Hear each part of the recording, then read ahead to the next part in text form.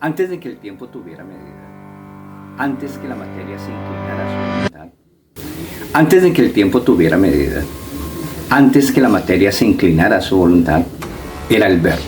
No surgió de un vacío ni de una fuerza ciega. Era con Dios y era Dios. El Verbo era con Dios y era Dios, dice Juan 1:1. Y cuando su voz se alzó, el abismo escuchó, y la nada se dio, y la voz y la luz fue. Y la luz fue, porque Él dijo y fue hecho. Él mandó y existió, dice Salmos 33:9. Lo que salió de sus manos no tenía grietas ni cicatrices. No había sombras que ocultaran su esplendor, ni distancias entre lo creado y su creador. La tierra no conocía el desorden, el agua no portaba muerte, el aire no cargaba con el peso de la corrupción.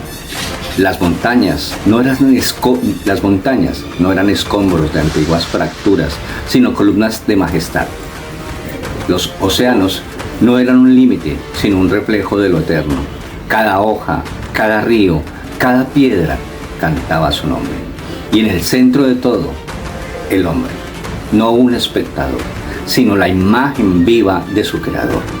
Fue puesto en un mundo donde todo hablaba de Dios, donde cada latido del viento era un eco de su amor. Pero la caída llegó, no con estruendo, sino con una mentira. Una voz extraña susurró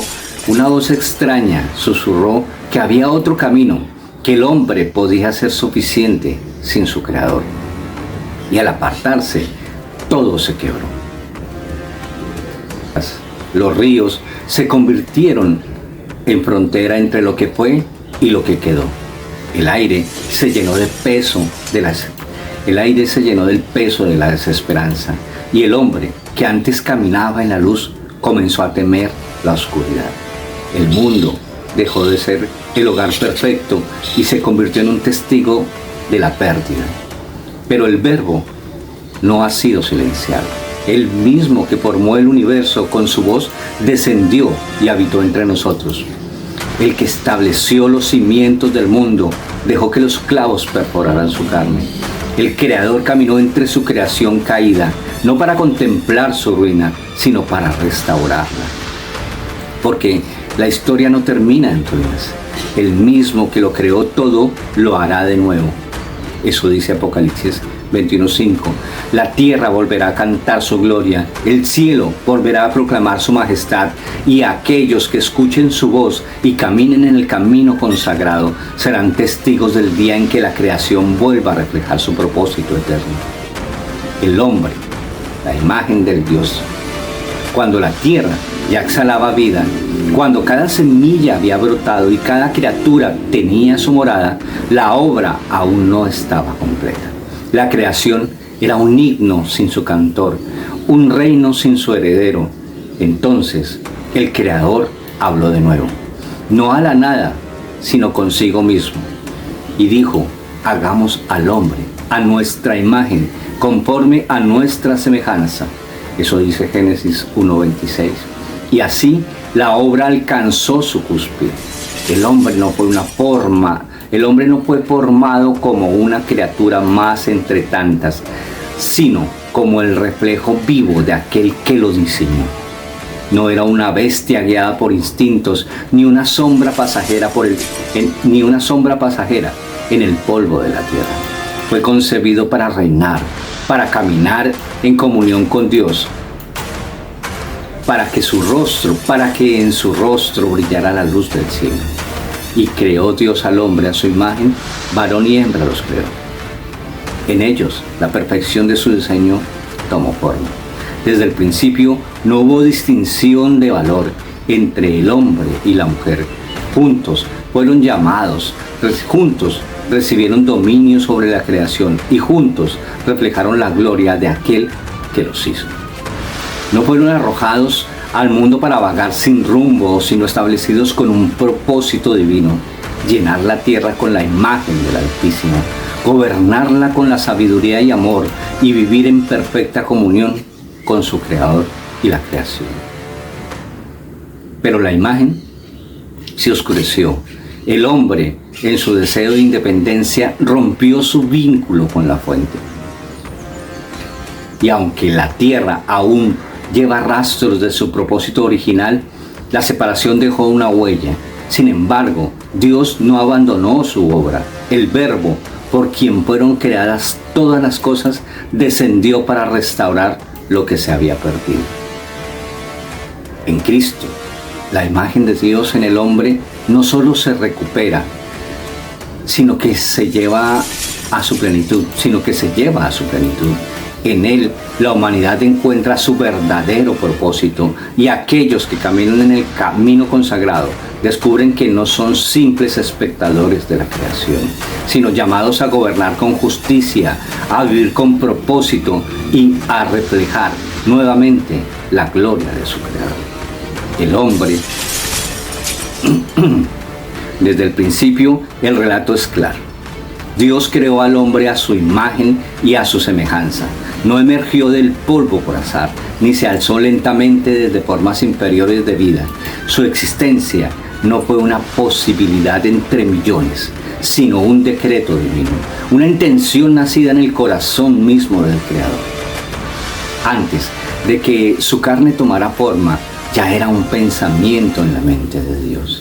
Antes de abrir los ojos ya era un anhelo en el latido del cielo, porque el que extendió los cielos como un velo y colgó las estrellas como joyas sobre la inmensidad, el que esculpió los valles y susurró a los océanos para que obedecieran sus límites, no dejó su obra más sublime en manos de la casualidad. El hombre fue diseñado con propósito, no fue lanzado al mundo como un peregrino sin rumbo, sino formado para gobernar, para caminar con Dios, para ser el reflejo de su gloria sobre la tierra. Sus manos no fueron creadas para el vacío, sino para sostener lo eterno. Su voz no fue concebida para el silencio, sino para responder al llamado divino. Su alma no fue moldeada para ser servidumbre del polvo, sino para elevarse como un hijo del Altísimo. Pero en términos generales, el hombre ha olvidado quién es.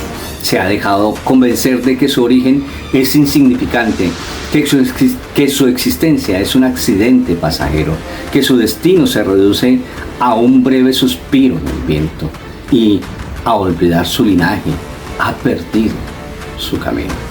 Sin embargo, el Verbo no ha callado.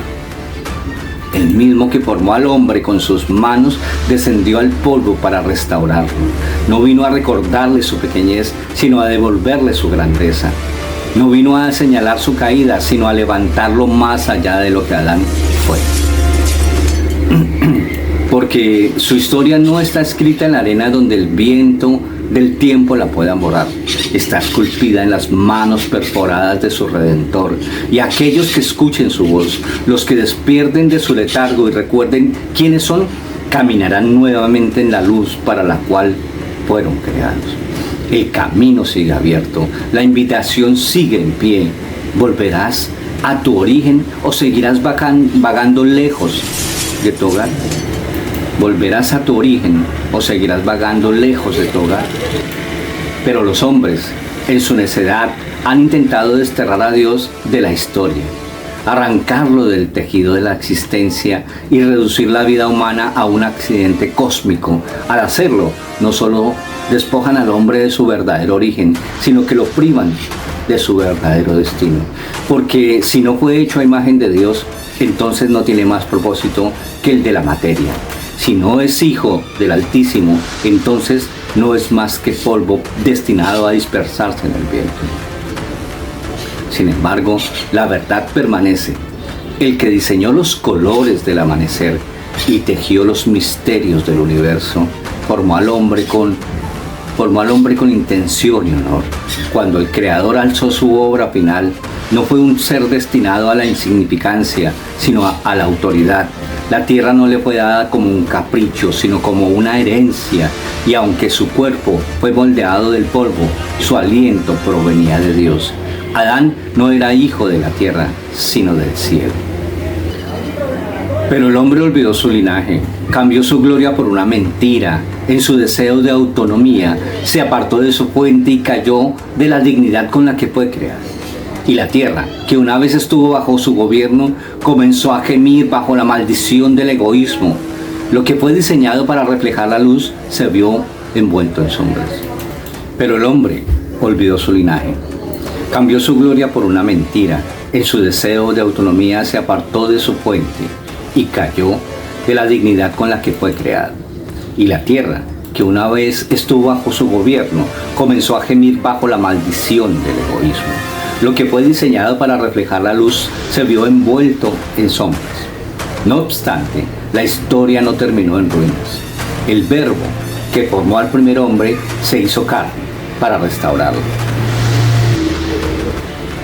Cristo no vino simplemente a redimirlo, sino a elevarlo más allá de lo que Adán jamás fue.